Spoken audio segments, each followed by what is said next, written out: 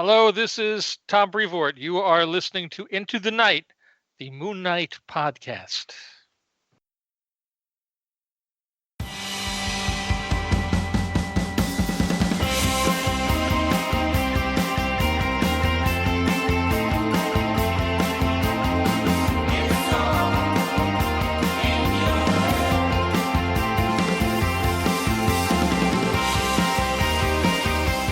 Yes, welcome back, Looney listeners. You are listening to Into the Night, the Moon Knight podcast. This is episode 178, and you are with your High Priest of Khonshu, Ray. Hello, and I am here for what will be the last of the regular shows for 2020. My gosh, what a crazy wild year it's been. So we got there at the end. This is our last episode.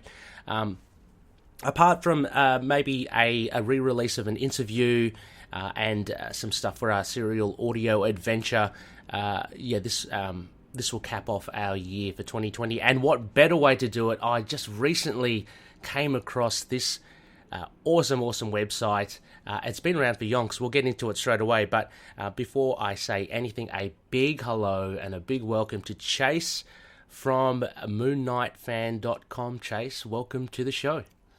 Thank you. I appreciate you taking the time to contact me so we can talk about all this stuff. Oh man, it's going to be fun. It's going to be great. I think a lot of loonies have been hankering for a website like this, Chase, because it is a great reference and a repository for information and for new and older fans as well. So this is great. We'll go through all the various sections. It's all fantastic. Loonies, of course, if you do look up into the night sky, it is a first quarter moon, and this is the reason we are doing this show tonight. Khonshu has decreed it's a Khonshu'S Relics segment. So for those of you who have listened to the show, you'll know that that's anything to do with Moon Knight related stuff. So it could be merch, it could be action figures, statues. This is more than, I think, covering all those bases, Chase. We have we're privy to Chase's great Moon Knight collection, and it covers a wide range, even stuff that I've only touched the surface on. So very excited to get through it. As always, a massive thank you to our gracious patronies. So without you guys, wouldn't have been able to keep the lights on to this show. So a big thank you for that. It really does help expand the show. So for one final time for this year, a big thank you to Daniel, Justin, Derek, Jordan, Josh, James, Wayne, Russell, and Anthony. Thank you so much, guys. Also as well, our fabulous sponsors. Hello Headphones, empowering gamers to play at their best. And of course, Dreamland Comics from Illinois, the superhero superstore. So Chase, what's up? Thank you for joining me on the show. Since we've really just recently met. Yeah. Recently, I mean, just a few minutes ago. Yeah. Why not grab a bit of a backstory to yourself as well? So. Sorry, before we do that as well, just your thoughts on the recent announcements. I mean, I know by the time this show comes out, it would have been maybe a couple of weeks old by now. We may have gotten some more news on Moon Knight, the Disney Plus series. But just your thoughts. I don't know. Are you excited by all this? Are you a big Marvel fan, or are you just a Moon Knight fan?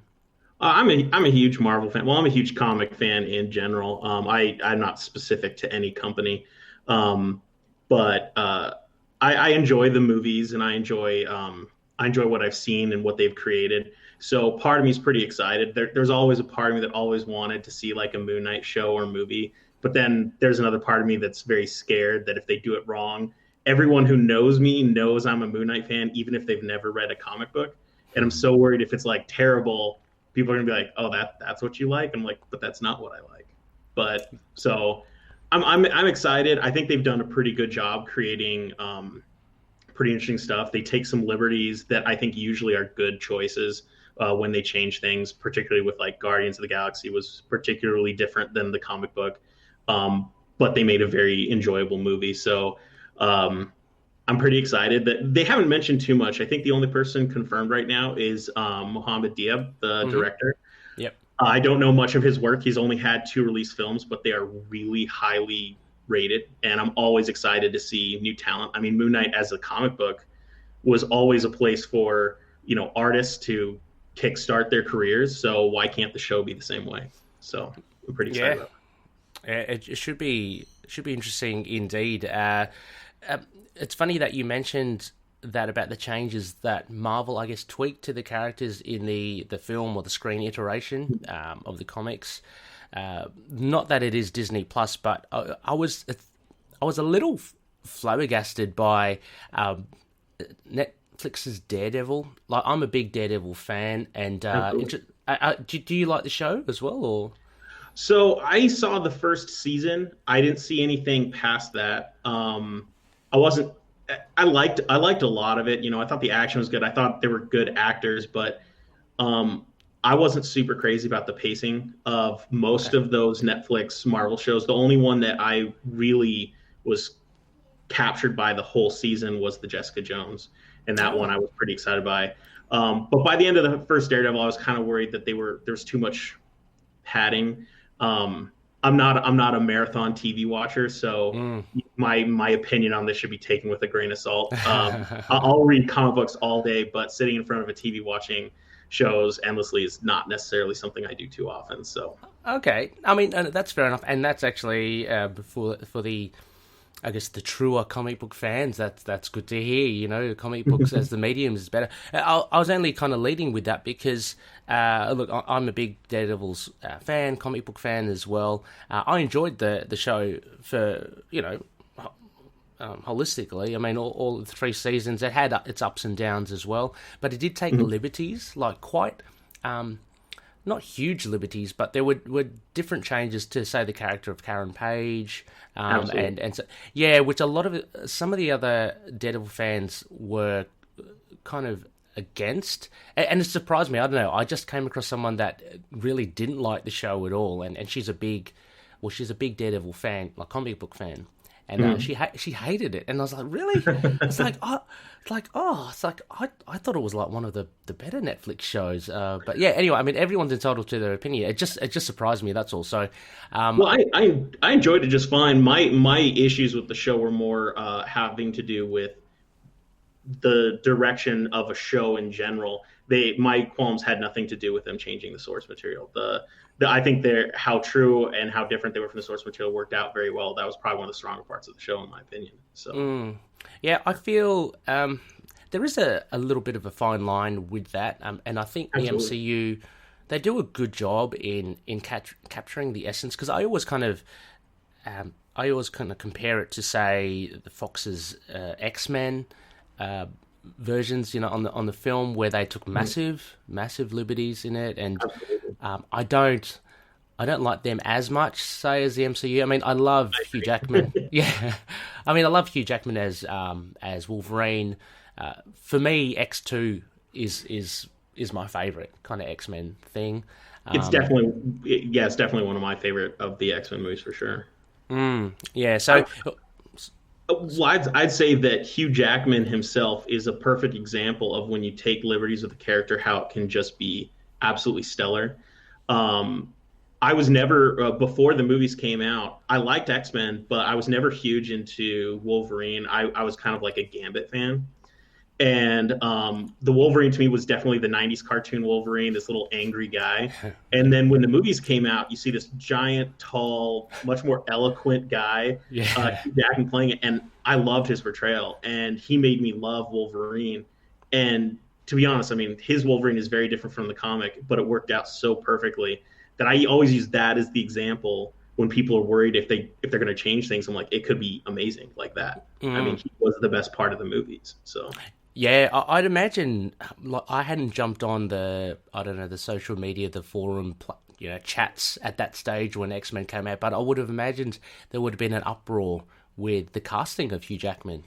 Because he's this tall, lean, as you said, he's not 5'3", he's not grizzly, he's not, but yeah, as you say, he did make it his own, and a lot of people now say, well, I can't imagine anyone else playing Wolverine. I mean, I think down the line. Yeah, I mean, down the line we will get, most likely we'll get someone. When the first X-Men came out, I was in high school, and I remember the complaints, they weren't even about Wolverine. The complaints were about the girl who played Rogue. Anna Paquin. Anna Paquin. They felt that she was very much playing the Jubilee character, which I agreed at the time. So I remember most of the talk being about that, and the other complaint being that some of the other small villains, small is the wrong term, but like Sabretooth in the first film, he was kind of given a bit part and treated like an ogre. And they fixed that, I guess you could say fixed that in a later Wolverine movie. But yeah, I don't think anyone was complaining about Hugh Jackman, but most people were, after they saw it, were like, wow, this is incredible. Like, I mean, he was great. Yeah, it must be testament to his performance, because if you look at it physically, like his physicality is just so chalk and cheese to the character. But it's funny then that hardly anyone really picked up on that. Or maybe, I don't know. Maybe, it's really weird because like now you see people pick apart anything with the characters. And I kind of agree with the Anna Paquin thing. That's a good point. If you look at Rogue from the comics, she's nowhere near what Anna Paquin was kind of portraying. She was a bit older. Like Anna Paquin played a kind of confused teenager, and she did it well. But Rogue was already kind of a disenfranchised adult by the time we saw her in the comics, so it was weird. Oh, and there were whole things that kind of made it difficult, like her association with Miss Marvel, aka Carol Danvers, would have been hard to kind of, and how she got her flight powers, all that sort of stuff. Absolutely. Would have been difficult. But yeah, no, it's interesting. So I don't know, I guess we can maybe expect that in the Moon Knight TV series. Some Very small probably. Changes, here and there. Did you have a chance to look at or watch the Kevin Feige presentation for? So I saw someone posted on Twitter, thankfully, because I couldn't seem to find it anywhere else. He didn't talk too much. He pretty much said that if I saw the right thing, that it's going to be kind of like full of Egyptian iconography, and it's going to be kind of like an Indiana Jones style action adventure, and that's what I saw. And he officially announced the director, but no one else has been. Yes. Yeah. I mean, it's no stranger to a lot of the loonies, the Moon Knight fans out there, that we're fed crumbs when it comes to details. So Chase, I'm gonna grab onto this crumb and try to analyze the hell out of it. What are your thoughts on this Indiana Jones style comment? Did that put you off? Did that make you excited? Were you kind of like, oh, this is Moon Knight? What did you think?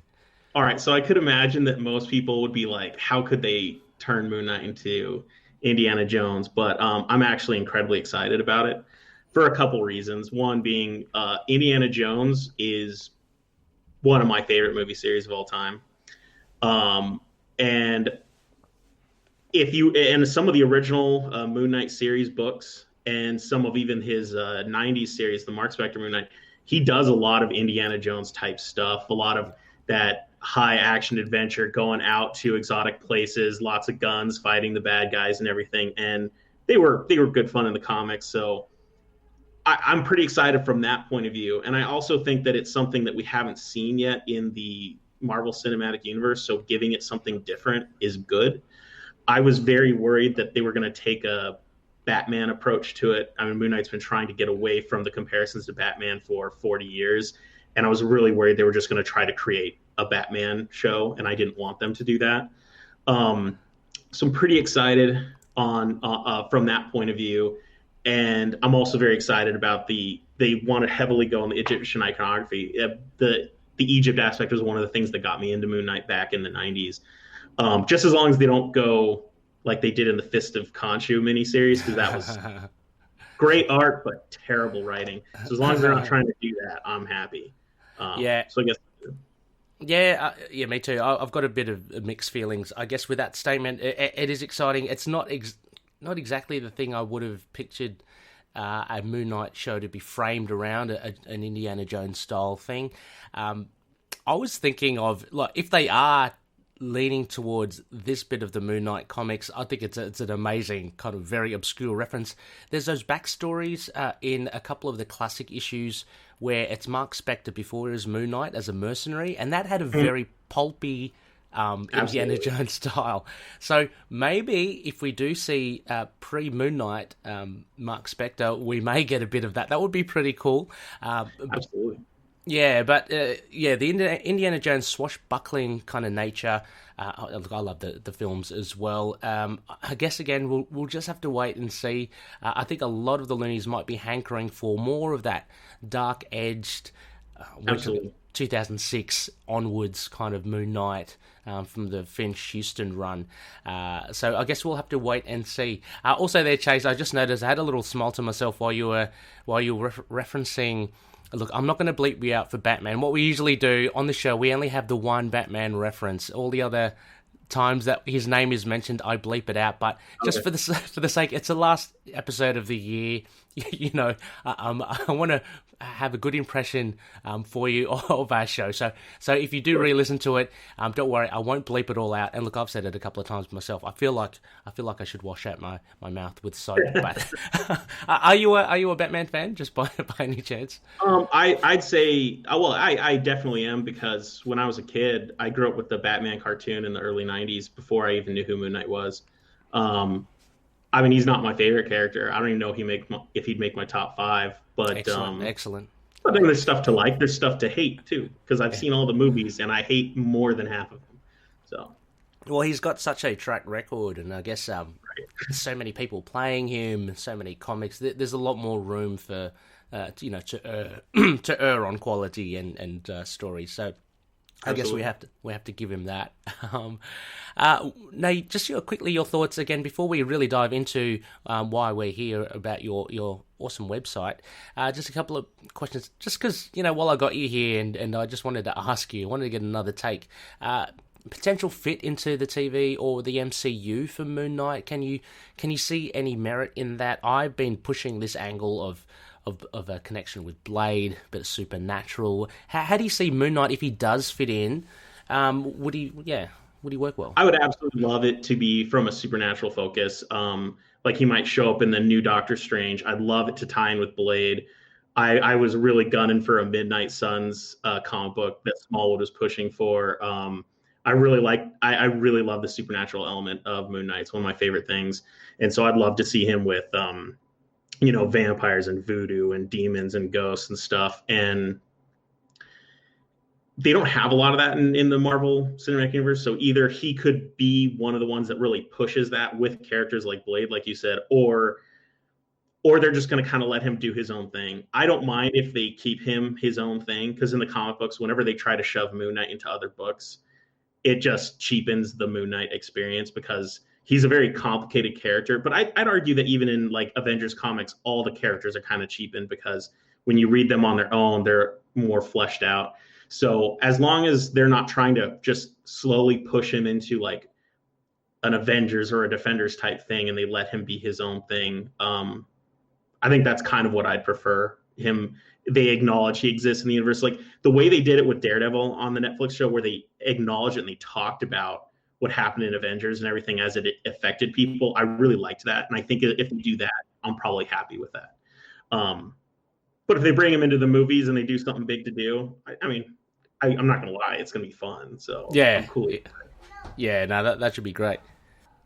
Yeah, it'd be interesting with the supernatural element as well, because I guess he, with this Egyptian kind of angle that he's coming at, I was just thinking about it. It'd be really, that obviously a big focus for the show.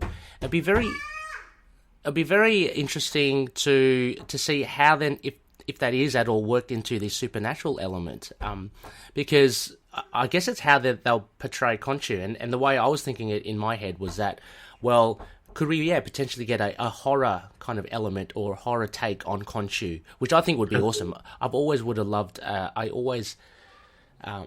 idea of Moon Knight being kind of a horror-based TV show, and that can feed into the supernatural element as well. But yeah, I was just trying to rationalize in my head how to kind of make the logical steps with this archaeological / Egyptian focus to turn that into a supernatural and a horror focus. But I mean, I think that's the most logical way that Moon Knight will go. As you say, he's not going to just be dropped into the Avengers and fit like a glove. He's very much painted in his own kind of corner of the universe, which is again why I think it's one of the most exciting things. And not to take anything away from all the other, say, announcements that we got, like, you know, the likes of Miss Marvel or She-Hulk, even Armor Wars, Secret Invasion. They all seem to kind of feed well in with each other. Absolutely. If I can say it, I mean, it's a weird way to describe it, but they're all very kind of comic booky, Avengers-y kind of stuff, you know. Whereas Moon Knight, I mean, of course, he's a comic book character as well, but yeah, he always maintains that kind of separated, I guess, nature to him, where and that's how the comics have kind of featured as well with the writers. Absolutely, it's always been a little bit different. And I think that's one of the reasons I like him so much. Yeah. Just finally as well, just segueing into that, beautifully done, Ray. Thank you, Ray. Is a new Moon Knight series. If you had the power to determine who can pen and who can draw the new comic book series, who would you like to see for the next? So that's a really good question. The mean answer is, as long as Bemis isn't writing it, I'm happy. And that's not the nicest thing to say, because I actually think he's probably a really great guy. When I've seen interviews with him and stuff, he seems like a great guy. I just wasn't crazy about his take. So I hope, I'm not trying to be insulting to him or anything. I always like seeing new stuff, particularly with the artists. The best thing about Moon Knight is usually huge artists, famous artists that we know now, got their start on Moon Knight. So I'm hoping it's an artist I haven't seen before. If I had to pick an artist that existed, I'd at least like some covers done by Gabriel Dell'Otto, the amazing painter. His work, his use of negative space, and he usually uses dark paper and uses light pigments on top of it. His work is great. I'd love to see some covers by him. But I guess if I had to pick a writer, and I bet a lot of people are going to hate this answer, I really like Rick Remender. Yeah, he's good, yeah. He wrote one of my favorite comic series of all time. It's called Fear Agent. And it blew my mind. And it's about a guy who's overcome with guilt and regret, and he's killed people he didn't want to kill, and it's tearing him apart. And it fits so into the way I picture Moon Knight that I know that he can write that kind of character. So I think he could do it. Oh, yeah, that's actually a great choice. I haven't been keeping tabs with what he's been doing recently, but yeah, I've loved his older stuff. You know, through Marvel and and elsewhere. He does have that tinge of just, again, this is my overall impression of him. Yeah, there is a very well written. There's always a tinge of, I guess, not sadness but tragedy and stuff to his writing. So yeah, I think he'd fit really well into Moon Knight. I always thought maybe I'd like to see Ed Brisson give a go. I think he's pretty cool. But yeah, maybe that. I don't even know. Does Brubaker still do comics? I think it'd be cool. I would love to see Brubaker do it. But I'd be worried it'd be too espionage, because that's definitely his vibe. And it worked perfectly when he wrote the Winter Soldier story. When I was reading that, I was like, comics can't get better than this. And apparently the people making the movies agreed, because they're like, let's make this the movie. So yeah, no, for sure. Yeah, I do Brubaker in a heartbeat. Yep. Yeah, no, that's great. I think those Brubaker, Remender as well, and Brisson, I think they're great. All great writers, all worthy of doing Moon Knight as well. Well, listeners, not much. I mean, since Chase and I are really pre-recording this, unless we do, Chase, unless you have a crystal ball, we don't know what the news for this week is. Who knows? We're talking about news, you know, that cracked a couple of weeks ago. There may have been some massive Moon Knight news since then, in which case I will insert right now. Otherwise, we'll just, I guess, wait and see. We've been blessed with so much news from the MCU, almost to the point that it was overwhelming when it first hit, Chase. I don't know about you, but I was just digesting all the trailers, the teasers, Feige's presentation, just fantastic stuff. So hold on to your hats. Yeah, 2021 Moon Knight stuff, 2022, who knows, will be a great year for our boy. I guess, Chase, we can go, let's get into it. So let's get into our KHONSHU'S Relic segment, MoonKnightFan.com. So Chase, before we get into, I guess, the actual website itself, just wanted to know your little back history with Moon Knight. I mean, how did you get into him and pick such an obscure character? All right, so I'll try to make it brief. So I started getting into comic books right around when I was about 10 years old, which would have been about 1995. It started with me stealing my brother's comic books whenever he was not at home and reading them and putting them back. But me and my friends at the time, we would walk to the nearest comic book shop, which would have been about a 5-mile round trip through arroyos and weird neighborhoods and everything. And we would spend all of our allowance or whatever money we had earned from doing chores at the comic shop. But to get the most bang for our buck, we'd always go towards the 50-cent and quarter bins. And that's how I discovered all kinds of terrible Image comics and stuff like this. But every now and then you'd find either a comic that was just a little bit beat up, that was a good comic, but it was beat up in there, or stuff that people weren't interested in. Yep. And, it at the time, it wasn't surprising. Moon Knight, it was easy to find Moon Knight comics in there. Not too many people were reading it at the time. Yeah, it's a bit worrying, actually. There are a lot of Moon Knight comics in the bargain bins, but anyway, sorry. Well, and the comic that caught my eye was Moon Knight #6, which came out in 1981. It has a painted cover where he's a voodoo doll is being stabbed, and Moon Knight's getting affected by it, which also ties into Indiana Jones. Temple of Doom had a moment like that, I guess. The cover blew my mind. I was like, who is this character? His costume is just phenomenal. So I brought it home and I read it, and it was great. It was absolutely great. So then the next time I went to the comic shop, I was like, I need to find more of this Moon Knight guy. And I'm digging through, and then I found Moon Knight Special Edition #2. Ooh, nice. Which was it was a reprint of the stuff that came in the back of the Hulk magazines back in the 70s. And in that one has the story called Knights Born, 10 Years Gone, which is introduced Randall Spector, his brother, and he wears the creepy mask and he's killing the nurses.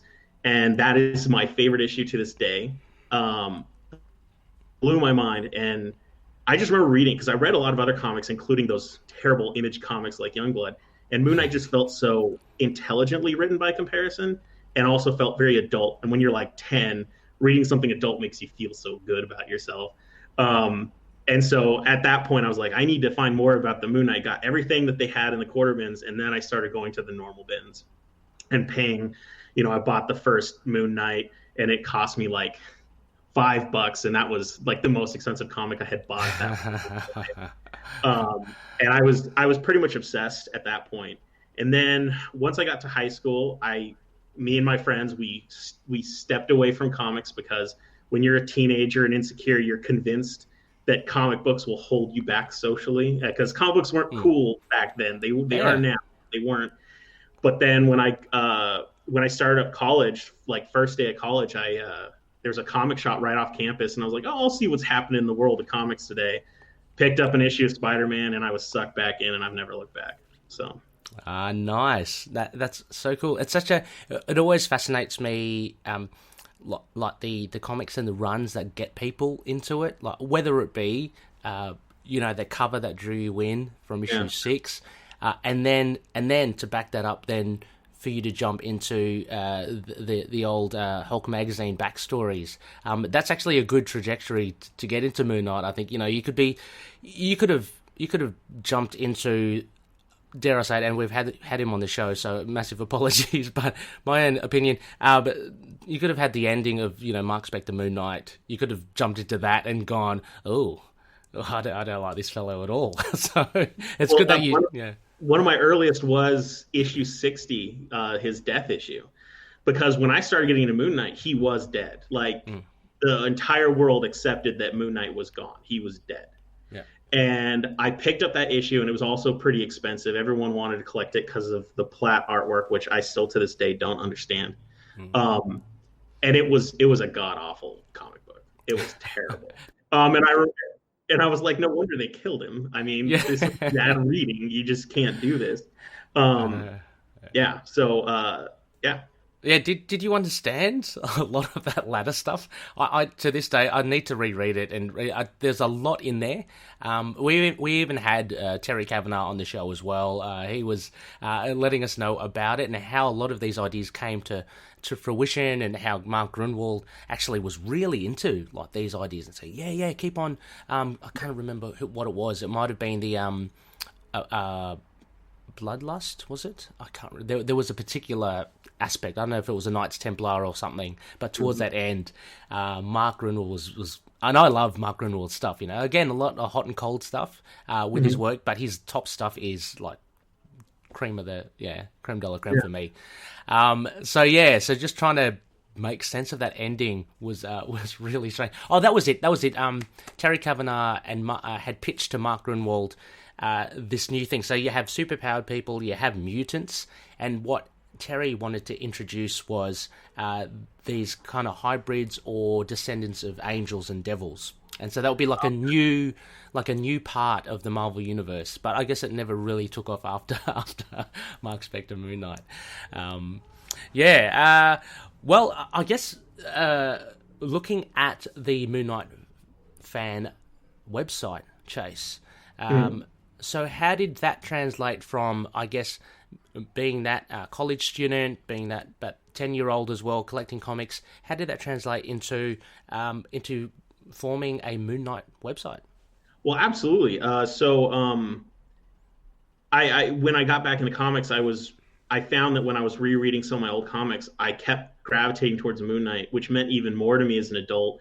A lot of the themes, he's overcome with guilt and dealing with his past, which, you know, especially when you're a teenager and you're still figuring yourself out, that stuff resonates pretty strongly. And he also had his mental issues, which is something that at least I can slightly relate to, because I have obsessive compulsive disorder, not like the Hollywood kind that people laugh about, but it can be a pretty difficult thing to deal with. My wife has to deal with it. And so being able to relate to a character who's struggling with understanding himself and how he works was something that I really enjoyed.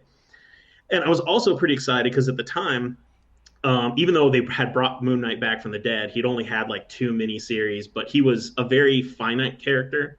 And I loved everything about him. I was like, I like this character, and I actually have the ability to know everything about him. So it's like, at the time, I was like, I can collect it all. I want to read all of it. I want to know this character through and through. And at the time, it was a much more achievable goal. And then I started looking online, and at that time, no one read Moon Knight. No one liked Moon Knight. I knew why it wasn't being published, because most people didn't even know who he was.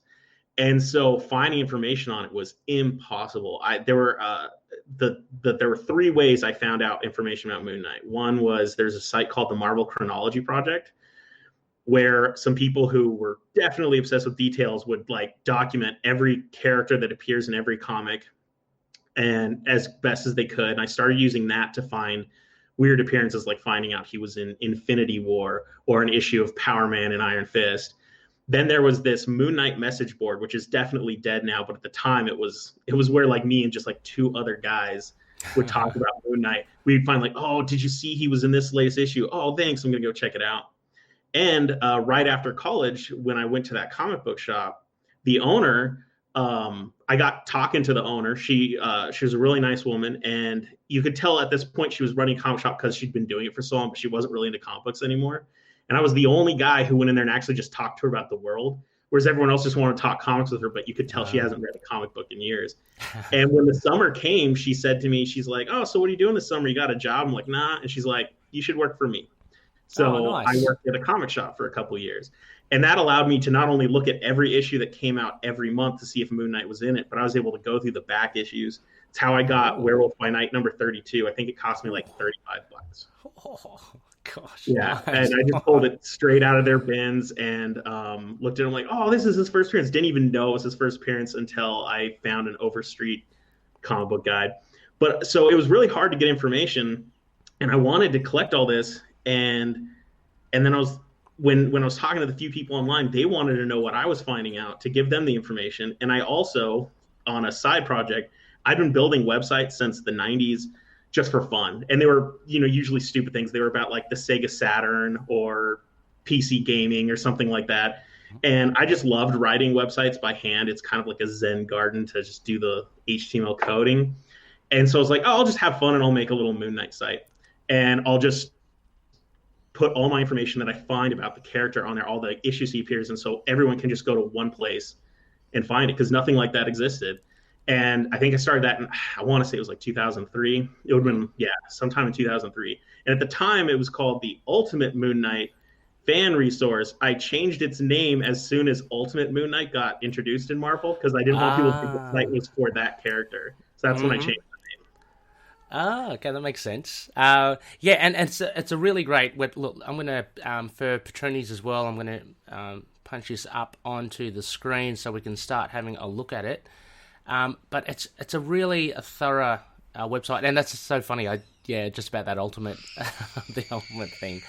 Yeah, so basically, it is it serves two purposes, I guess, Chase. It's a digital museum, like as you mentioned in the website. It houses all of your collection, which is great. It's great because it's a good way to catalog all your stuff as well. But what I really do like about it as well is that you give some nice tips to collectors and to new readers as well. There's a section just about rarities and I guess being aware of differences in series and also relevant appearances versus cameo. So this is actually quite a very useful website for people to not only, I guess, discern what they want to collect. I mean, because in the website, Chase, you talk about collectors. They everyone's different, and every Moon Knight fan is different as well. So whether you want to collect everything or whether you want to just hone in on Moonlight related like series titles, this website really does guide you into what what you can really achieve. And you're talking about how a lot of things are available and unavailable now as well. The rarities, I think, is an important little section here, just to talk about, I guess, what you find, what can be particularly expensive, and what can be seen as a rarity or not. I mean, these days we do have the variant covers. Oh yeah, and that's one of the most controversial issues I deal with collecting. But I think rarity is a really important thing for people to understand in comic books in general, but especially with Moon Knight, that just because something rare doesn't mean it needs to be expensive. Rare just might mean how hard it is to get, but for something to be expensive, it has to be rare and sought after. And so there's a lot of things, particularly merchandise that are related to Moon Knight that are rare. They're hard to find. You don't see them very often, but you don't have a lot of people looking for them either. So when they pop up, you should be able to find them pretty cheap. And at the same time, people need to realize if you want something and it's hard to find, but it shouldn't be expensive, not to get conned out by someone who's like, ooh, this is rare, I'm going to sell it for 5 times what it's worth. I mean, sometimes you have to not buy something, even if you want it, because you know it's just a bad idea or a bad deal. I mean, collecting is supposed to be fun. It's a journey. It's not about who gets there first. It's about having fun doing it. Oh, yeah, absolutely, as well. And you talk about, I guess, the differences between the series. I guess with the particular stories as well. I'd say this is more so for new readers as well. I guess to not be dissuaded by, if you do, say, jump into a particular volume that doesn't really quite take your fancy, it doesn't necessarily mean that all the preceding volumes will be of that kind of quality. I mean, I think the beauty of Moon Knight, and that you touched upon towards the beginning of our discussion, and that I've said a lot, is that that each volume is quite varied, which kind of makes him such a colourful character. So whenever I hear, say with the TV show, oh, he should be like this or he should be like that, it's like, well, like, no. I mean, like, he's been shown to, if you look at the Mensch run compared to the Charlie Houston Finch run, he's not dark and brooding and grim and gritty in the Mensch run. He's a lot more of a different character there. So it's really what you like and what you like to take from that character. Yeah, I'd say think of it like friends. You have friends that were really good friends in college, but you don't want to you're not really going to be good friends with them now, or you wouldn't have been good friends in high school, and ones that are friends in high school. Like, different friends can mean different things to you at different points in your life, and they're not always the same. They do change. And so when you look at it, I mean, I've ran into fans who just absolutely loved Moon Knight in the West Coast Avengers, and I was not super fond of that. But I actually don't think that was because of Moon Knight. I just really didn't like that run of West Coast Avengers. That wasn't the way I wanted to read comic books at the time. But some people, it's what they want. It's what they really like. So I think that's we should appreciate that everyone's coming in at different points. There's a lot of new fans now who the only Moon Knight they've read is the new Bemis stuff. And if they love it, good on them. If it gets them into the character, that's awesome. And I'm very happy for them. But I just want them to be very aware that as they go through Moon Knight, it's going to be it can be a rocky road to find out what you like and what you don't like. Yeah, for sure. And actually, the Bemis is a good example as well. I mean, a lot of the writers do touch upon it also, but with the Bemis, what I found was good with that was that he did try and cover, I guess, at least the two main aspects of the DID and also the Egyptian aspect of Moon Knight, which is cool. If you, I was reading your website last night, and I think you cited, say, the Bendis run, where it was very much the DID, the personality. So some writers do focus in on one particular aspect of Moon Knight, whereas I think I like, and the West Coast Avengers run, you would be hard pressed to actually see much of his DID at all in that, or the multiple personalities. There was a little bit on Khonshu in Lost in Space Time, that sort of thing, but he was very much just like a street level vigilante. He wasn't really fleshed out. Well, and you could even argue in the West Coast Avengers run, he wasn't even him, because they kind of implied for the entire time he's on the Avengers, his brain was being completely controlled by Khonshu. And it wasn't until the end when that's when he left and he got himself back. So it's definitely an oddity for sure. Yeah. And just finally, so this is kind of like, for me, this was like the introduction to your website as well. So I love this. I love this about page. So the relevance of appearances and cameos. So again, this is really good advice, I guess, for new readers as to what, I guess, separating the wheat from the chaff. You know what I mean? Like, what is the, I'm really skirting around it because I don't want to say the true canon, and what is just a mere appearance of Moon Knight in another book because it's fun that he's in there, and you don't, as you mentioned, I guess a lot of characters are like that anyway these days, but yeah, you make a good point here about what you want to collect, and what I guess will remain your canon as you collect, your journey. You have to define what you want to collect and what matters to you, and some of that for me has changed over time. At first, I just wanted to collect all his everything that he was in that was a big deal. But then all of a sudden, I started caring about, even if he appeared in one panel in the background and it didn't matter to the story, then I started caring about that. And then I realized I started enjoying reading some of the alternate universe versions of Moon Knight. And then I was like, oh, do I care about those? Is that something I'm going to start caring about? And then I started caring about it.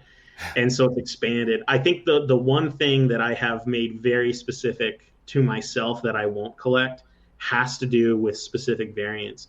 So unless the comic book is titled Moon Knight, I mean, if it's titled Moon Knight, I'm going to try to get every variant, as much as I hate buying variants. I despise variants. But when if it's another comic, like let's say it's Secret Avengers, and I know he's in the issue and there's a variant cover, but he's not on the variant cover, I'm not going to touch it. Okay. Because I think that's just a waste of my time. But if it's a variant that he is on, then I will get it. And because I consider that a new piece of art that he's in. Yeah. But I mean, there have been times I'm still mad with my own rule because there'll be issues of Moon Knight where I can't remember one off the top of my head, but there was a variant that he's not even in his own variant, and I didn't like that. And I was like, I have to buy this because it says Moon Knight on it, but I'm mad about this. And Yeah. it's just a way for them to get more money, and I'm buying the same comic again and again, even though the art's great. Like, I love the art of Variants. So I shouldn't be interpreted that I hate that. I love the art of Variants. Why don't you save that art and put it on the next issue, and I'm happy. And it's just a normal comic. That's the way it should be. Yeah. But, I mean, that is a good point and a good rationale for it as well. I mean, you're essentially saying as well, the new artwork on the covers, if it features Moon Knight, then that's seen as new, because what's in between the covers you'd have anyway. You know what I mean, with the standard edition. So no, that's fair enough. But yeah, that would be a pickle if he was on the cover. But it's not. But if it was his title, I guess it wouldn't matter if he's not in the book or not. You know what I mean? Maybe it's about him or whatever. But yeah. So for new readers and collectors, it's just some food for thought when you start your journey or as you continue along your journey. So a really good thing to kick off looking at the website on and just kind of checking yourself and saying, okay, what is it that I want to do when I collect? And read as well. So you've actually compiled a new reader's guide here, Chase, which is pretty cool. So if we go here, so you mentioned, again, just trying to prepare people as to what kind of Moon Knight comics are good for you. What do you want to get from this? But you've created a definitive Moon Knight reading list of single issues, but also the trades as well.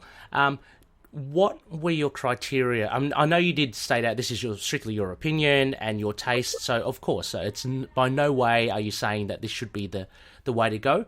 But what drew you to these issues, for instance? I didn't always pick issues that were necessarily good, but I picked issues that I think contributed enough to who the character was that I would consider it relevant knowledge if you want to know more about the character.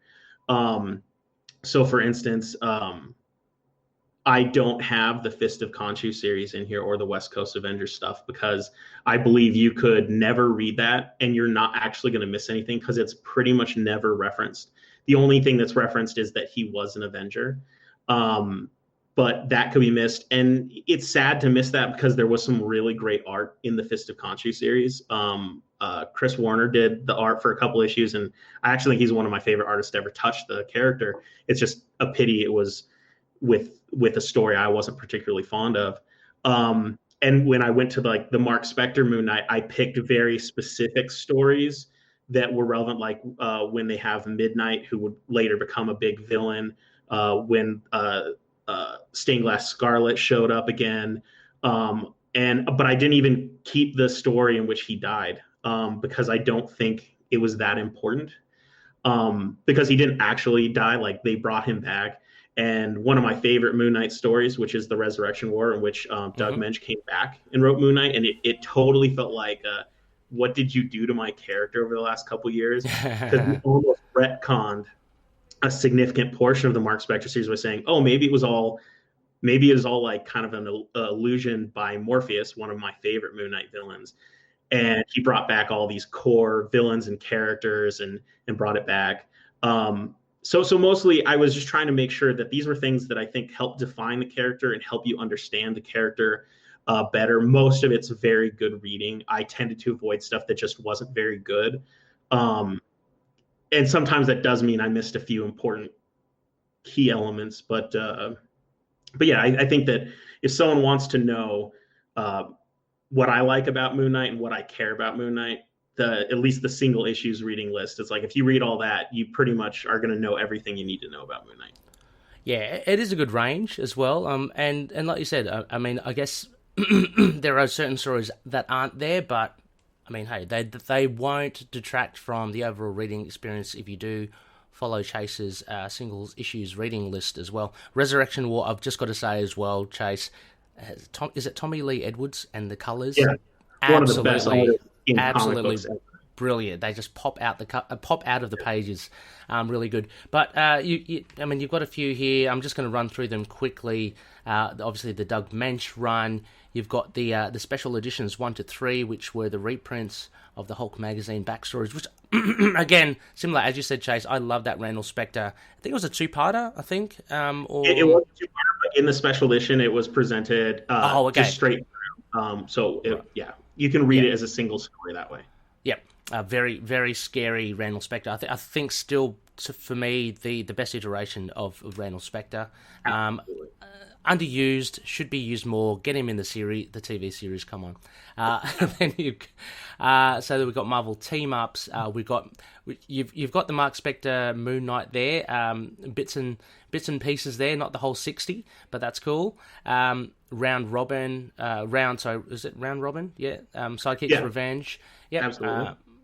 That's gloriously 90s and Mark Bagley. It's completely 90s. It's a team-up book in which Moon Knight does very well in, and it's got Mark Bagley art. It could be Bagley or Bagley. I don't know how it's pronounced, but his art is definitive 90s Spider-Man. So. Oh, yeah. I love it. But, yep, then we've got Divided, We Fall, Resurrection, War, High Stranger, so some mini-series is there, which all of them are highly regarded. High Strangeness, I think, won an award as well. Yep, it did. So, and a lot of the time, it's also known as High Strangers, I think, which is erroneous. Typo. Typo. Yeah. Then we got Black Panther. That was cool with, I think it was against Nightmare that he and Black Panther fought.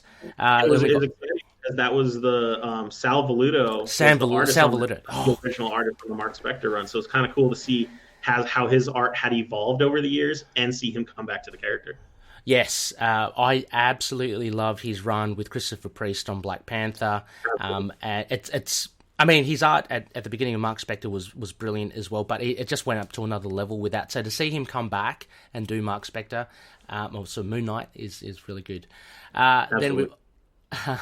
Then we got volume 3. Beautiful. We just reviewed again issues 14 to 19. God in Country, Mike Benson, a severely underrated arc, brilliant Black Spectre, but of course the Charlie Houston, and issue 13, one of my favourite issues with Dr. Deptford, and him getting the registration card. A very scary, for me, a very scary issue.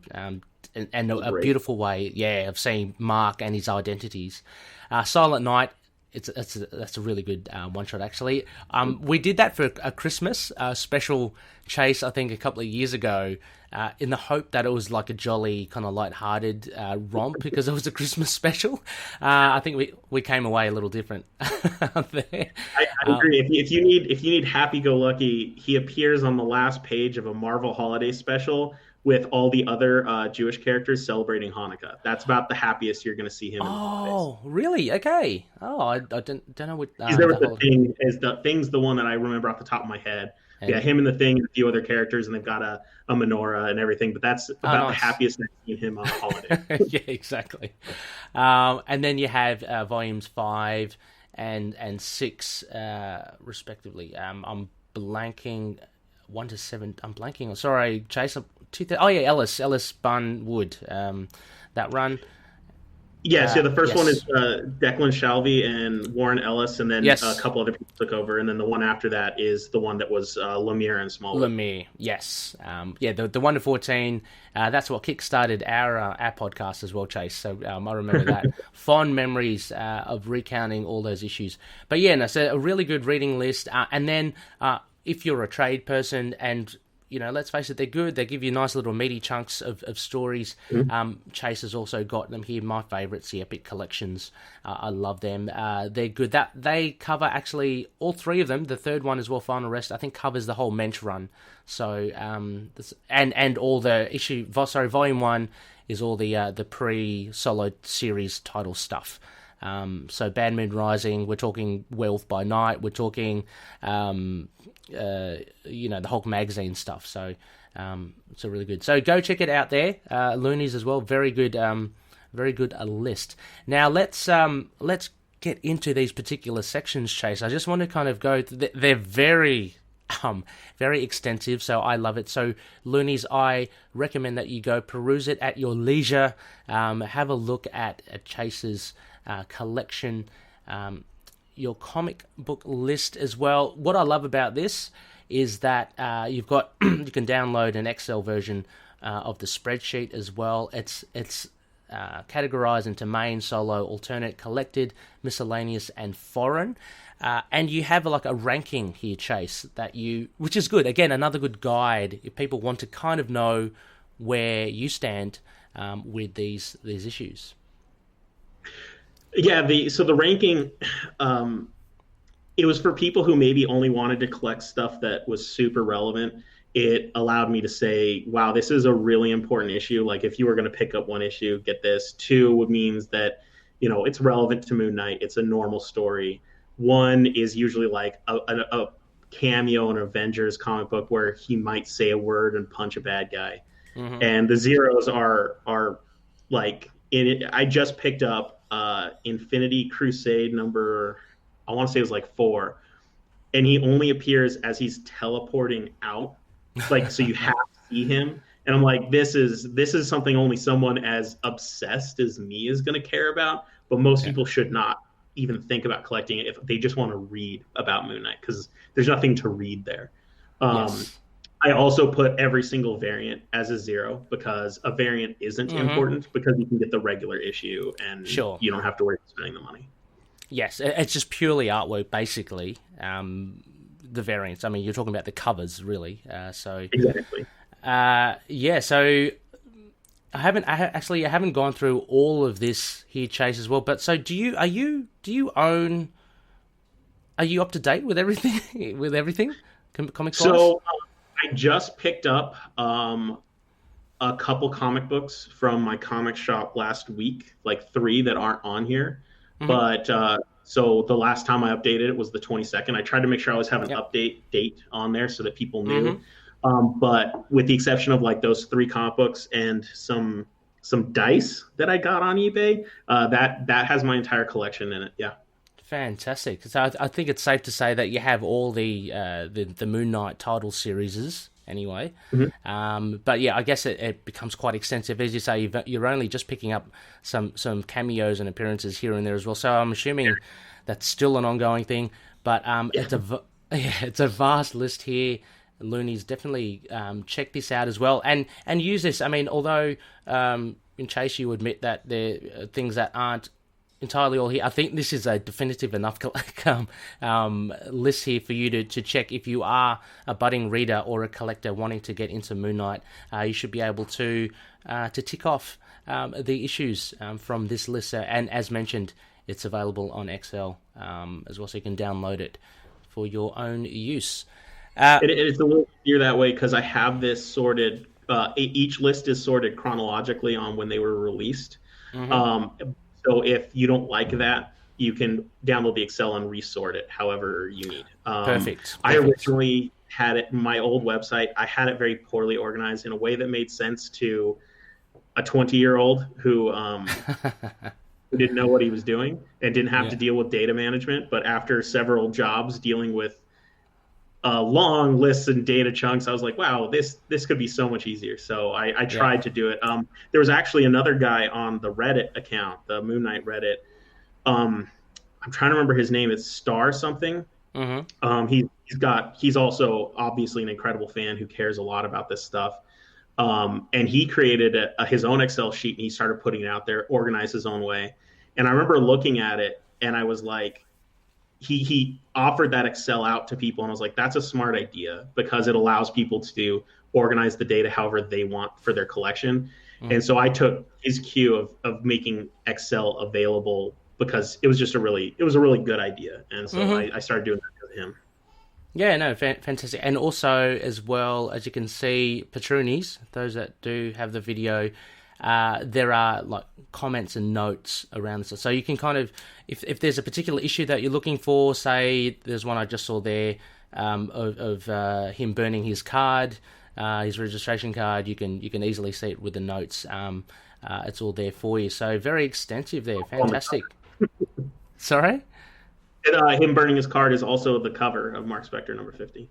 Of course. Yes, that is right. Die cut in it, so you actually open the cover and there's a hole in the cover. There's and a hole. See the Avengers behind it. It's actually one of my favorite covers. That is a good cover, actually. So definitely worth checking all that out. Obviously, we won't go through every issue. Next one we've got, now this is great, and these are, I'm assuming, a lot of them, so this is artwork. We're talking a lot of, so you've purchased a lot of original art from the comics, but we're also talking professional commissions as well that you have picked up. So something, obviously, as a collector, you can't get. I mean, this is Chase's personal collection, but...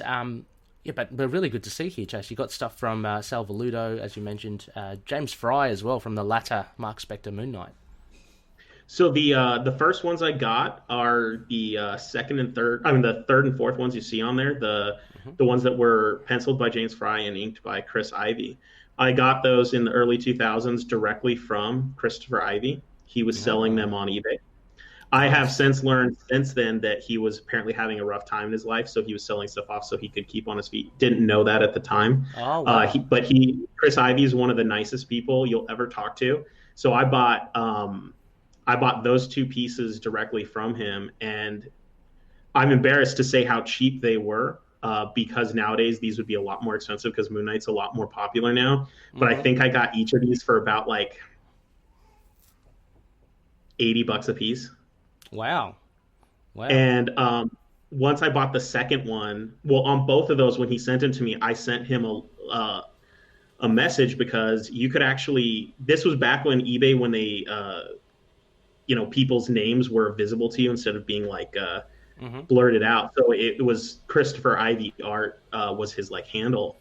And so I just sent him a letter saying, hey, I just want you to know I'm a huge fan. Your art is absolutely gorgeous. And so with both these pieces, he sent me 2 drawings that I also have scanned here. I didn't pay for them. He sent them to me as gifts with the original art.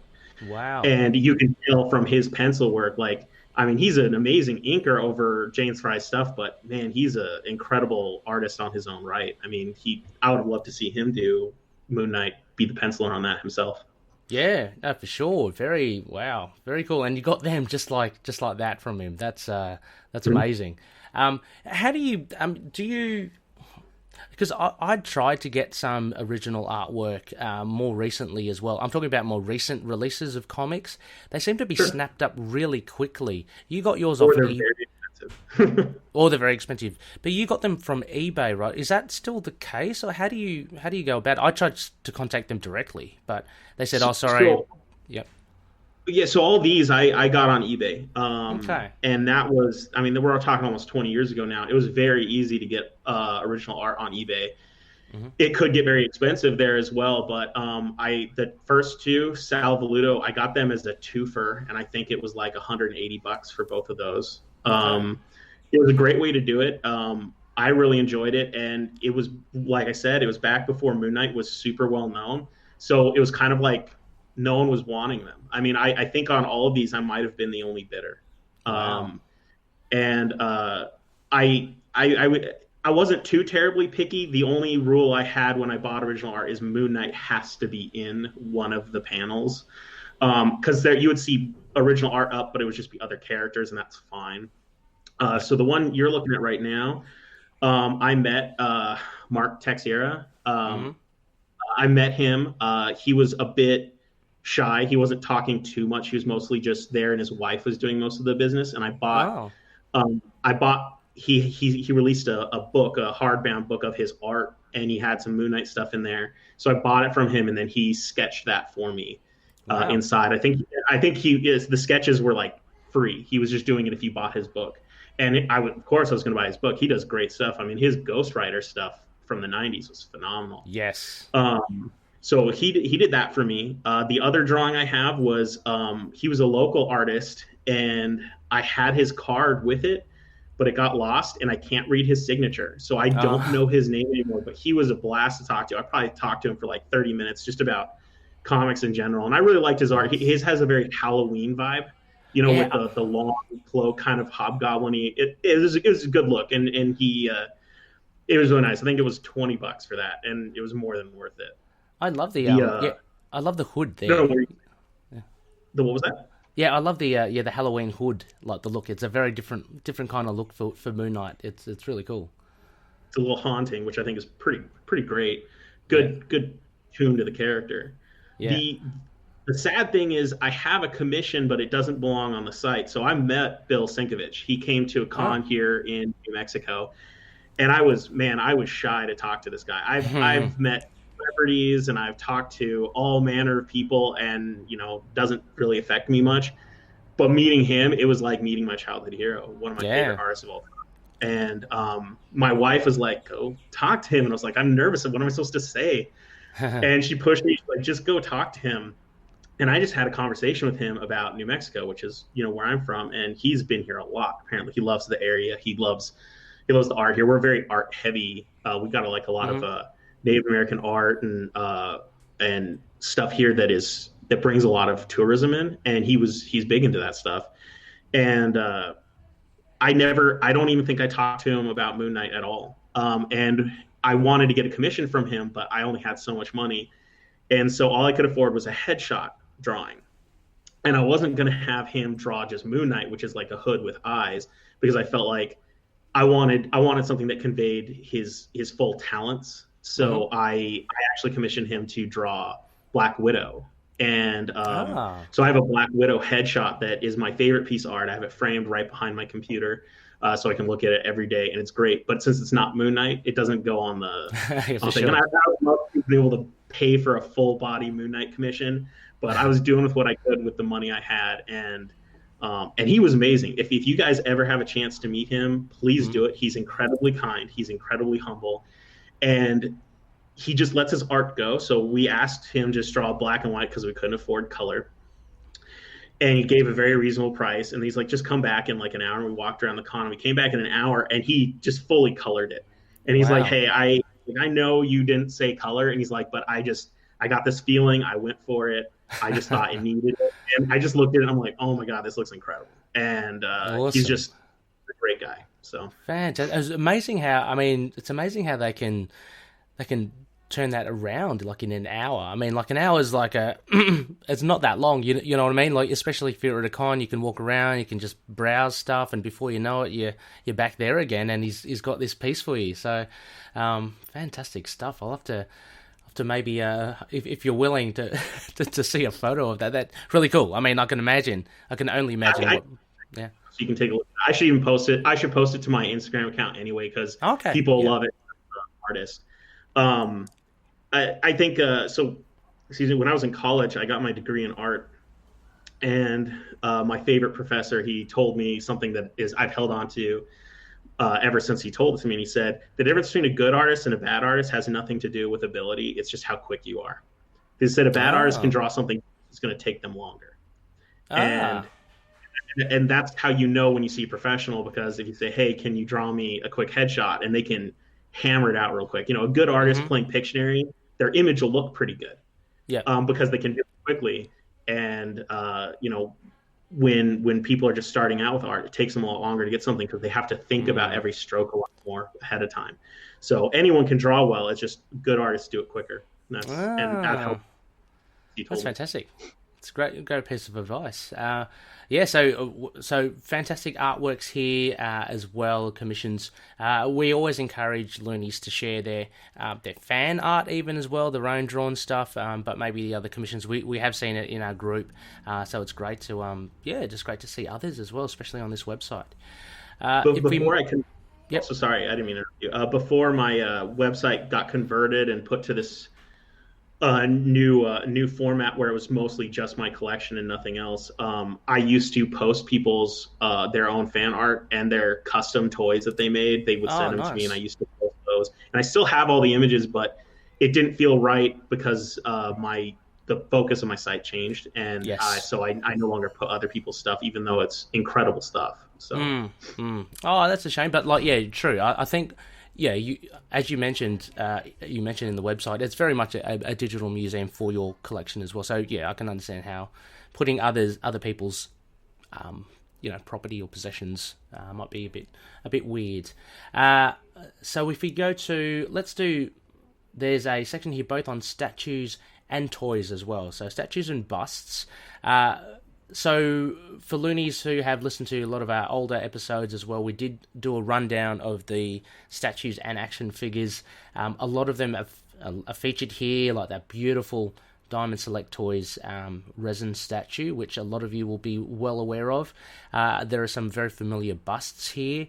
I wanted to talk about two things here for you, Chase, because they kind of piqued my interest. Oh, there's a Bowen Designs, really cool as well.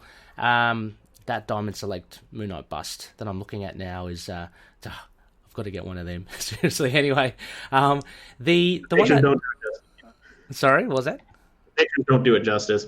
The way it stands, it looks like it's going to fall over in a good way. Like it looks like it defies physics a little bit when you can really get it in your hands, and it's great. It's one of my favorites.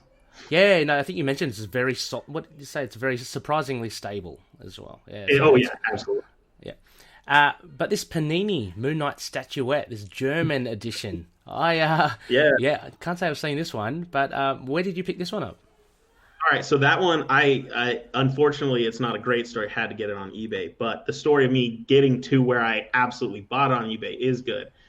So last year, me and my wife, we lived in Europe for a year, and we spent a lot of that time, half the time in Italy, because I have family from Italy, and we were just kind of exploring, and I heard about they had that statue released by Panini, and Panini's an Italian company, but they do stuff all throughout Europe. It had a different backing card to it, though, and so I went to every comic shop I could find in Italy, and they do actually have quite a few, and I couldn't find it for love or money. And I went everywhere. I looked in Rome, I looked in Florence, I looked all over, high and low, doing my best with my broken Italian to ask, if they have anything like that. Couldn't find it, and so when I got home, I was frustrated because I could find places that had it. In Italy, selling it online, but shipping was like $25 on top of what I was paying. The post office in Italy, as I discovered while living there, isn't the most efficient system. And so then I found that they had they also have a Spanish variant, and then they had the German variant, which had a different backing card with a different art, but it was the same statue. And the shipping was only like $6. And they were selling it super cheap. So I just jumped all over it. I was like, I need this in my collection. So boring that it was from eBay, but I actually tried to look for it throughout Europe, wherever I was. I looked for it in England and in Germany as well. Wow. But I didn't have much time in Germany. I was in Germany for Oktoberfest to get drunk. And so I didn't really have time to go look at comic shops there. So, yeah. I was just having a look here as well. So you mentioned, not that long ago, 2019, right? Mm-hmm. Yeah. Gosh. So when did you live in Europe? Was that? So 2019, me and my wife did the craziest thing ever. We left both of our jobs. She was an office manager at a law firm, and I was, I'm a brewer. I make beer for a living. And, we quit both our jobs to go live in Europe for as long as we could make it. We were shooting for a year, and we just did that. And so I was like, this is a perfect time to see what comics are like over there. So I picked up a bunch of Italian editions of Moon Knight. Oh, fantastic. There isn't too much to get in England because nowadays in England they just bring over the American versions, but the older in like the 80s and before, they actually had their own versions, which were large format, tabloid size or whatnot. And so I found a couple Spider-Man, I think they're like Spider Stories or Weekly Spidey or something like that had Moon Knight in them, and I found a couple of those. But finding comic books in Europe is a very different thing than it is in the United States. I can promise you that. Gosh, interesting as well. Yeah, a little shout out as well to one of our Patroni members, Omega Level, I call him, Looney, Anthony Sitko as well. He's got a couple of Italian Moon Knight editions. So it's fun to hear that we found another Chase in yourself that has managed to pick up. So really a specialized group of loony collector there. Very good stuff. I think the most fun part is trying to read them in a foreign language because it's a good way to try to practice. Also, as well, just quickly, is that Eagle Moss one, which I think I'd seen before. I'm not too sure. So they're readily available in newsagents, newsstands. Is that right in America? No, No. these Okay. these could only be ordered in America through our comic distributor company, which is known as Okay. Diamond. They have a monopoly of it, and Okay. you had to usually special order them. Most comic book shops in town wouldn't pick them up, and if you Okay. missed it, it was usually gone. It was special offered. But these were primarily they're in Europe, but primarily in England. So Eagle Moss, I think, is based out of England, and Right. they do some weird stuff like fact files Mm-hmm. and these like monthly subscription things. So people pay a monthly fee and they get a new magazine and a new statue every month. Yeah. And so I had to find one of these on eBay. I had to find someone who actually got a hold of the Moon Knight one to get it. Yeah. Because I missed when it happened here in the States. I can't pick up the previews magazine, which tells everything that comes out every month. I can't do that every month. Mm. So sometimes I miss Moon Knight stuff. Thankfully, I'm still really good friends with the people who run the comic shop I used to work at. So I'll occasionally get emails from them like, "Hey, look, there's a preview for this the new Moon Knight omnibus that's coming out." They said, "Hey, that's coming out. Just wanted you to know." So they're keeping me informed on some of those weird things that show up every month. Oh, nice. Yeah, I have seen Eagle Moss around a lot of the sites and maybe the local sites that I have, just like trawling for Moon Knight and other comic book related stuff. So it just it just it got me curious as to how you came about it. Okay, so there's also toys. Let's have a look at toys. I'm just going to run through this, just pick a couple of things out here. But again, as I mentioned, Loonies, well worth checking out this website yourself and just going through this massive collection. Of course, the newest, the latest and greatest here, we've got Iraq Knight, which I'm very jealous of there, Chase. Walgreens exclusives are a bit harder to come by here in Australia, but I'm glad that you've picked one up there. Very good looking Funko, I must say. It looks great. Yeah. And then there's a few here that a lot of loonies will be familiar with. Again, the Walgreens exclusive Legends. We've got the Mezco 1 to 12s. What I was looking at was... Oh, yeah, I'm just going to pick out a couple of obscure ones. Sure. They're the best. This one. The Disney Vinylmation Marvel Series 3. This is cool. That ugly little thing. Yeah. So, tell us about this. So from what I found out when it first came out is that it was mostly just available at like Disney stores throughout the country, and at like if you go to like Disneyland or Disney World, you'd be able to buy these, and they're blind boxes, so you don't know what's inside it. You have chances of getting things. So this one, once again, as sad as it sounds, I got on eBay only because the one Disney store we had here went out of business, or they left, so I had no way of getting a hold of one locally, and at the time people were actually selling for a very reasonable price online, and it came with the original blind box, which means a lot to me. I want original packaging, and I mean it's if you guys think it looks great, good on you, but I think it looks hideous. I mean, well, I don't think it looks very good. So for listeners that don't have the visuals, it's literally like, I guess, what if Mickey Mouse dressed up as Moon Knight? He's got a couple of ears there, basically, and it's just a Moon Knight little kind of, I don't know. Is it a squishy toy or? It's solid plastic. It's hard. Okay. It's that kind of plastic that it feels almost the same thing as Funko. Oh, okay. Funko Pop. Okay. It's and its arms move up and down, but that's the only motion it has. I only kept it out of the box for a few minutes to take a picture. Rather horrible. And I will tell anyone who's looking at this site, I do have a plan of taking better photos of these. All these photos were taken right before me and my wife moved to Europe. We were packing everything up into storage. And so I was rushing to pack up our whole house. And I was like, okay, I'm just going to take pictures of my entire collection real quick. So I couldn't set up a good lighting. So I apologize for that. But yeah, I took a picture and I put it back in the box. I was like, I'm not going to display this. Cool. Just to let you know, Chase, sorry, the little guy is crying a little bit, so I might just really kind of, run through quickly these last few. Sorry about that. If that's cool. Okay. Cool. I could just hear him. All right. So also we have here, Chase, some cards and some games as well. So I'll leave the cards till last. I just want to go through the games. So again, we do have a lot of loonies that are gamers, which is pretty cool. The big This is categorized into video games, hero clicks, and card games as well. Very exciting stuff. I really want to get into more of the card game aspects. But video games, one of my favorites there, the pinball. I see there right at the top as well. Sorry? It's my favorite of all the Moon Knight digital stuff you can play. I'm a pinball fanatic, and it's great. Yeah, me too. I was about to ask you which is your favorite, but there you go. Pinballs as well. Yeah, it is. It is very cool. The graphics for me are surprisingly satisfying. For what I guess it is, because it's like a free app thing, right? I mean, that's how I got it.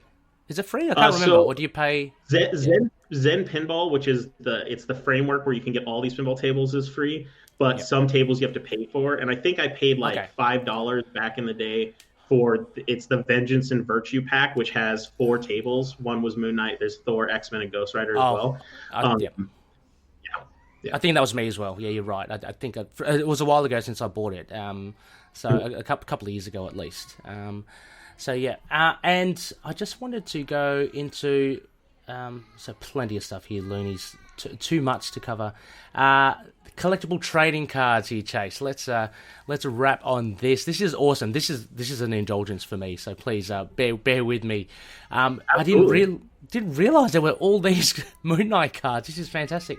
I've only got that one there, which is the I used to collect the Series 1 Marvel Universe superheroes thing. I love that. But you've got all these other ones. You've got the great covers to Mark Spector Moon Knight. You've got these are ripped off the Mark Spector Moon Knight either covers. Oh, they are covers as well, but they're ripped off without the titles and logos. But yeah, how did you come about all this? Are you a massive card collector? All right, so I'm not particularly, but in once again in the mid 90s when I was a kid, I was in 6th grade.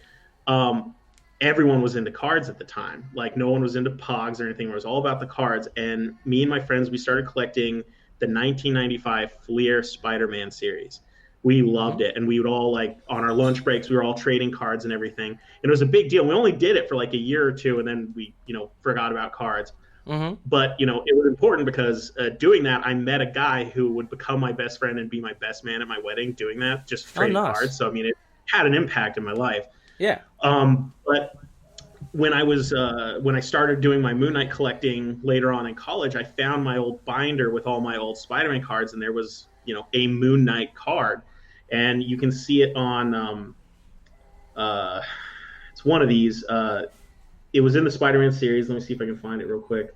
So if you go to it's the third from the left, second down. If you click on that. Okay, sorry, one sec. Missed that. Third from the left. Third from the left. Click down. Sorry. Sorry. Which? So right? You go from left to right. Go 3 to the right and 2 down, and or second one down, and that should be it. This one? Yeah, that one you're over. Yeah. This one? What's this one? To go one and that one, yeah. Yeah. So on the bottom, there's 2 of the identical cards. Yeah. Those are both Iron Series. One is the gold foil signature one, and those were the ones I originally traded back in the 90s. And so I was like, all right, I'm gonna see what cards I can find. And so every time I went to a comic shop, if they had their old cards, I'd ask to look through them, and I would just thumb through until I saw Moon Knight pop up. And most of these people, they couldn't give these cards away. So, I mean, some of these cards I was getting for a penny a piece. Wow.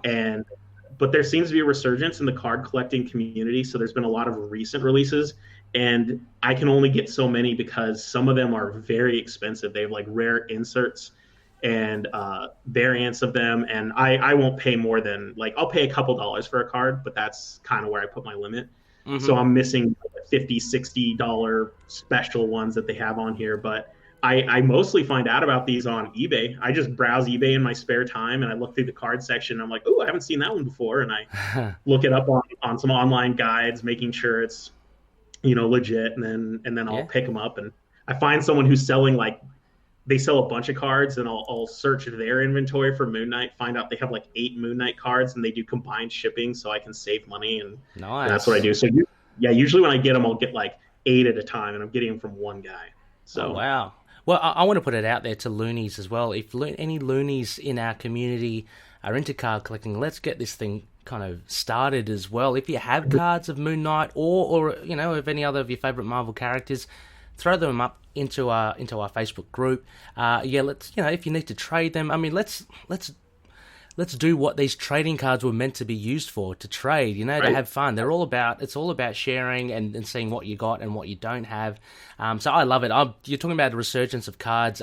I think I'm just, I don't know, just separately from actually looking at your website. It was actually maybe a couple of months ago, I pulled out my old card collection, and it's like, oh, I really want to complete this set. You know, it's been 30 years and I haven't completed it yet. So fun to do too.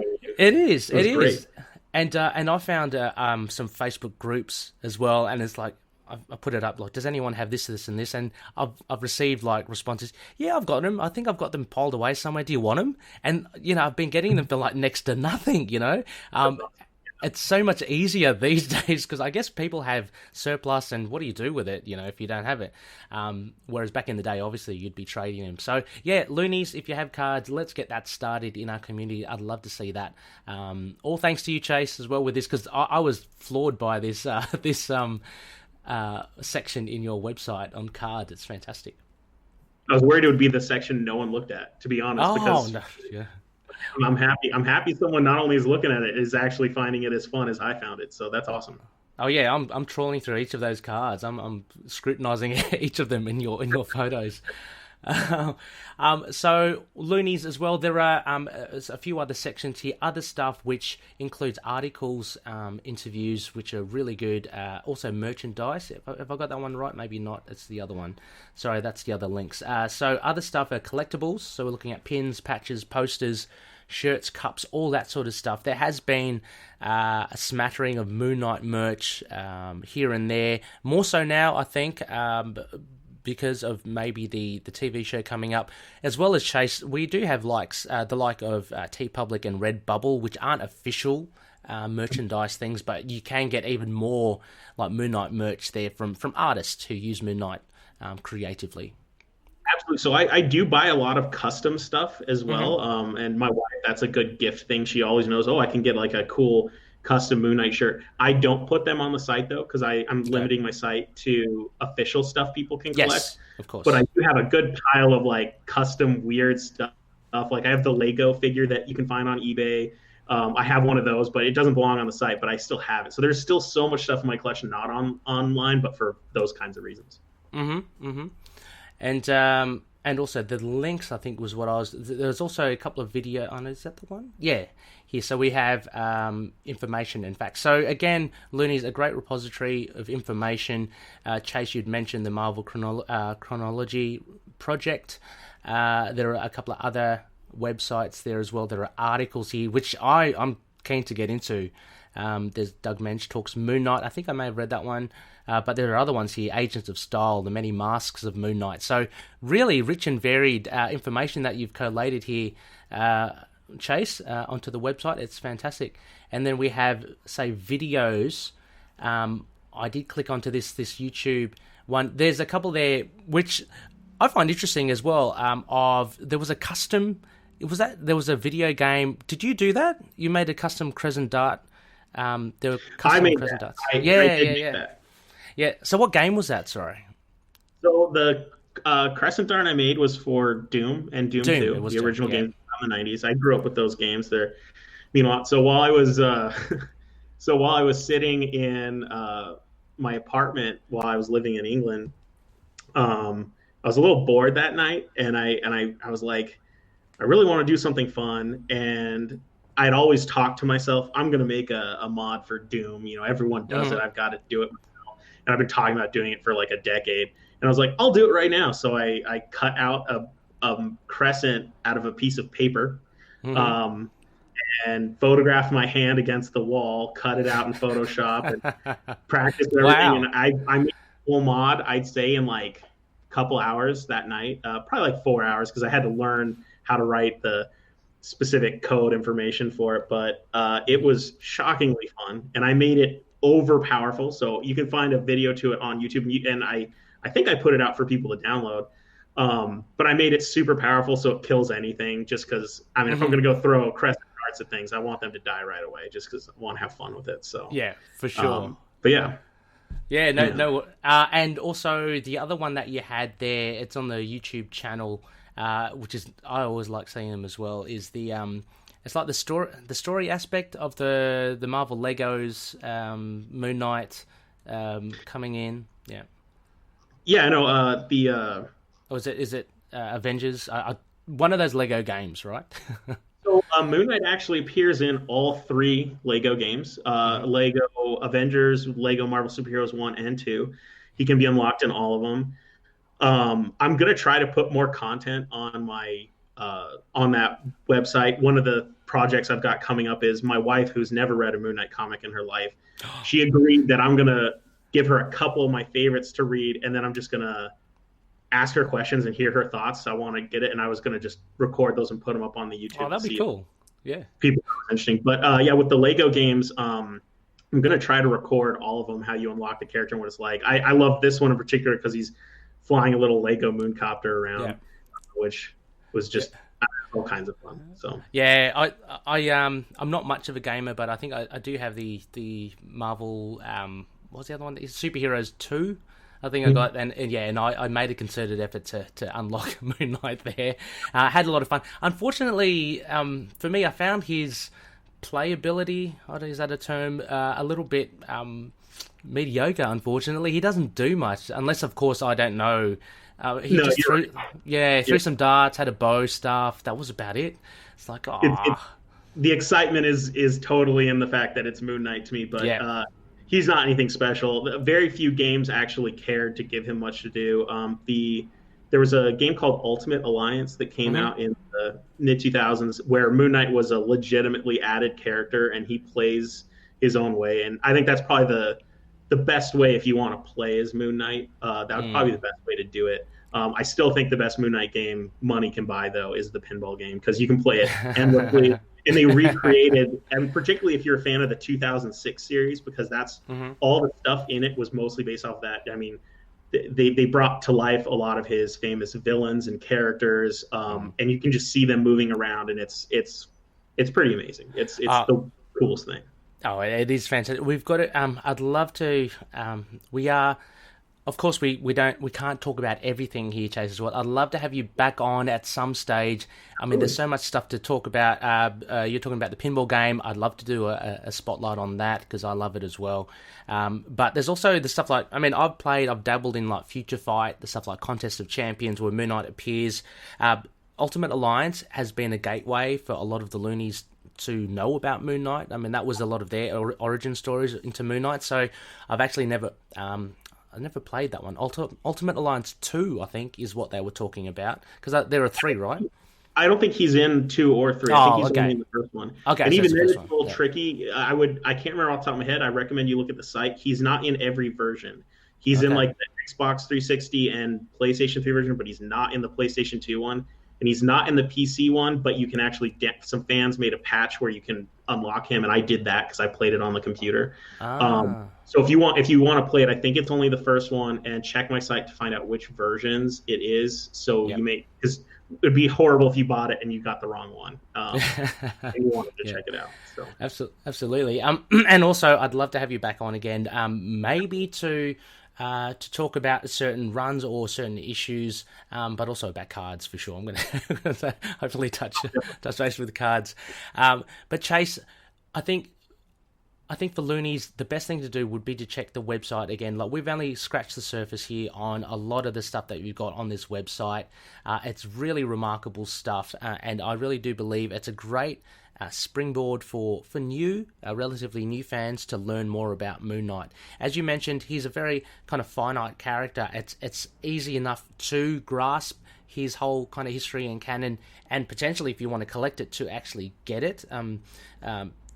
Barring exorbitant prices now for some of the major issues, but he's not like a Daredevil or a Spider-Man or a Fantastic Four, which would be a mammoth undertaking to get all their stuff.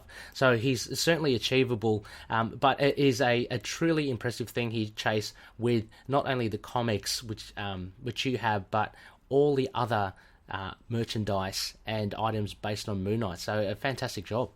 Well, I appreciate it. Thank you so much. And And the one thing that anyone who likes the website, if because I have links to those stories, those other articles. Sometimes their sites go down and the articles are no longer available. So if there's ever a link that disappears, feel free to just let me know. Like any of you out there, if you find a part of the site, or if I have some like egregious spelling errors, because the program I write my code in doesn't actually have a spell check function. And so I'm which is just doing my good. best to spell right. So anything like that, if you guys find it, or if there's more information about a particular item that you want to know, please ask me, and I'll do what I can to help you guys out. Oh, fantastic stuff, fantastic. And so a huge thank you, Chase, for coming onto the show as well.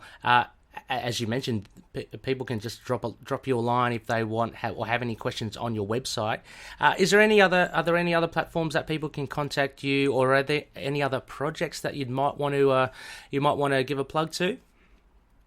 Yeah. So the first thing is, so the other big thing I do with my with this is I run an Instagram page, which is the Moon Knight fan. If you search for it, and it's brand new, and it's mostly for me to start posting pictures of my latest acquisition so people can find it. I also have a Twitter, which is Moon Knight Fan One. I'm still getting new to Twitter. That's mostly where I was going to post information, like if I hear about a new product, but I don't have it yet. So I only put stuff on the site if I own it. So I posted there's some new pins, like something called a fig pin and a couple other pins that just got solicited, and I posted that to the Twitter. So that would be a good way to look at it.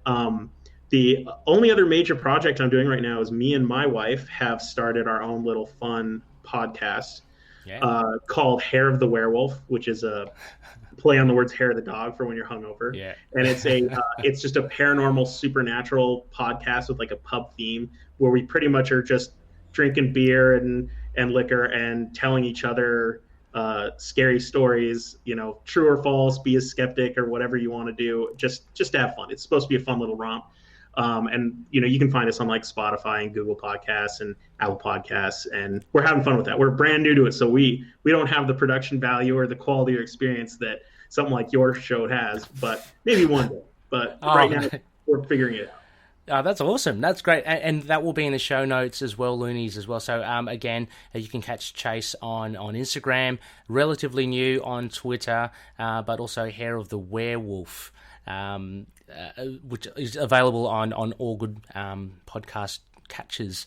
So go check it out. I'm going to check it out as well. I like the idea of alcohol and telling yarns. I think that's a good recipe.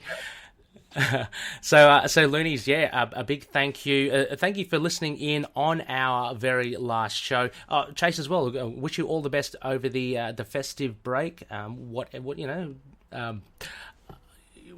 if you do celebrate Christmas or what have you, but just have a good break over into the new year, and hope to catch you soon over the other side in 2021. Absolutely. And to you as well, with all of that as well. So thank you. So Loonies, as mentioned, this is our last show for this year. Thank you so much. Just keep an eye out. I will be spraying some other episodes just in the lead up to 2021 as well. I'm going to be re-releasing the Doug Mensch interview that newer listeners may not have been privy to. That was recorded, I think, 2019. Great chat with Doug there. Also as well, I've got the season finale to our audio adventure, The Hunt for Khonshu's Golden Scepter. It's got, it's the biggest one yet, 20 voice actors in there. It's all ramping up to the end of the first season. I'm still editing it. It's taken a little longer, understandably, than usual. And also, as well, there's plenty of ideas for 2021.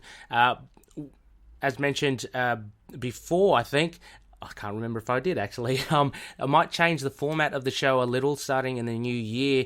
Might look at coming out twice a week. So we're looking at shorter, sharper episodes and just breaking it up. So what I want to do is that the first half of the week have something similar, Chase, to what we did. Just a good old chat, a good old yarn, Moonlight related. And then the second half of the show, which will be released later in the week, more on more of a review. So whether it be KHONSHU'S Relics or whether it be the Lunatics review on comics, it'll be just that as well. So I don't know. I'm just trying new things out, and by breaking it up, maybe it's less daunting for listeners to listen to shorter, sharper episodes than arguably like 2-hour-long episodes, which may be a little too hard to take in one hit. Also, as well, big plans for next year as well with our audio adventure. I'm currently converting that into a comic book script and hoping to hopefully by the end of next year, we'll release that as an OGN. So all the loonies that were involved in that, you can be part and you can be in a comic book. That is the big plan. Letting you know now, so now I have to do it. So we'll see how we go. As mentioned at the top of the show, Patreon, if you consider being a Patreon member, it'll be very much appreciated. Patreon.com/ITK Moon Knight. A whole heap of incentives. All of the money goes towards the show. It's like, as mentioned, trying to build a website, not as good as yours, Chase, but just build a domain name and a website for our show, that sort of thing. Keeping the lights on for the show, and also I love supporting other podcasts. So all your hard-earned coin goes towards that and to the show. Hello Headphones, if you use the code ITK Moon Knight, you'll get 10% off their online store. Go get yourself some new ear gear. As well as Dreamland Comics, if you use the code MOON, you'll get a whopping 20% off their back issues. So Chase, any other outstanding appearances of Moon Knight in other comics? If you need them, maybe give Dreamland Comics a holler. I don't know how close they are to you in Illinois, but... It's a ways away. That's probably like a 12-hour drive. Oh, is it? Excellent. And also, we're also an affiliate member to Entertainment Earth, so any of your action figure needs, go click on the links in our show, and a little bit of that will help the show too. Finally, we are part of the Collective, so a band of great shows, all character-based, all geek culture-based, the likes of Capes and Lunatics. Got those guys a big shout-out. They have been great supporters of the show. Sons of the Dragon and the Immortal Iron Fist podcast, or We Are Venomaniacs, a Venom podcast. We're all part of the same thing. Just... check out hashtag TheCollectiveNet on Twitter. You can check out all of the going-ons for all our shows. Go check them out if you love Iron Fist or Venom, or if you love The Man Thing. There's a podcast for you. Finally, you can catch us, drop us a line on email at itkmoonnight@gmail.com. We're on Facebook, on the page and a group. We're on Twitter, Instagram, YouTube, Discord. Get vocal. We have a WordPress and Libsyn website. Hopefully we'll get our own website soon. And Podchaser as well. So incidentally, any ratings on Apple Podcasts or Podchaser would help get us out there to more loonies. So please consider. Or if you want us to... if you have any constructive criticism, that would be much appreciated too. Once again, a massive thank you, Chase. I know you may have the hair of the werewolf in you. I'm fully awake now. That's great. A couple of cups of coffee have done the job. But all the best, and I'm hoping to see you soon. Absolutely. Thank you for having me. I appreciate it. No worries. And as always, loonies, have a safe and enjoyable break. See you next year. And as always, may Khonshu watch over the denizens of the night. Catch up.